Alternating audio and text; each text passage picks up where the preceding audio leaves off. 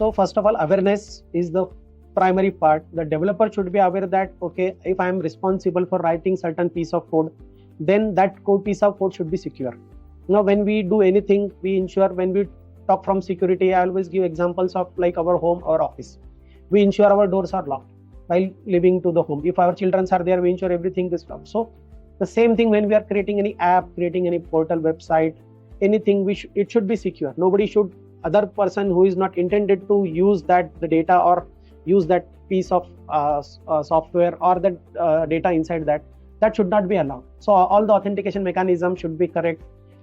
They should not think that, okay, if I am writing an API, then they are not bothered if that API is hit 10,000 times within a minute, because they are not having a proper authentication, they are not having a proper mechanism to check that, because they don't know even that part.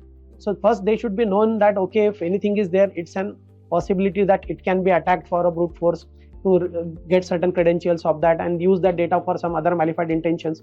So that has to be secured first. If your door is secured and then inside you have a door, then you have vault. Vault is also locked. Doesn't mean that door is locked, your vault is open and just like that. So you have a security everywhere in your house. Same way in application also, you should have a compartmentalization, you should have security, and that should come into your architecture. Once it is there in architecture, the developer who is going to develop knows that, okay, I have to also adhere to certain security protocols, certain security constraints or some mitigations. That has to be a part of my code.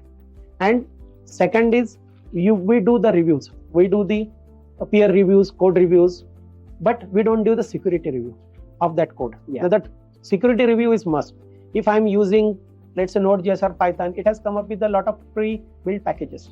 Now those pre-built packages may not be completely secured. So again, those things also has to be tested. There are certain commands like in NPM or PIP, like audit. Nobody uses audit command. Everybody lets down, get install, upgrade, and that's it. Nobody, even people may not know the audit command also. But that audit command will verify the packages whether are marked as a secured or not. And even GitHub also has an advanced security tool. Azure also has the same. So a lot of other tools are also there which identify the security part of every component which you are using as an open source. Open source community has given a lot of things, but that does not mean everything is secured, and we have to use it as it is.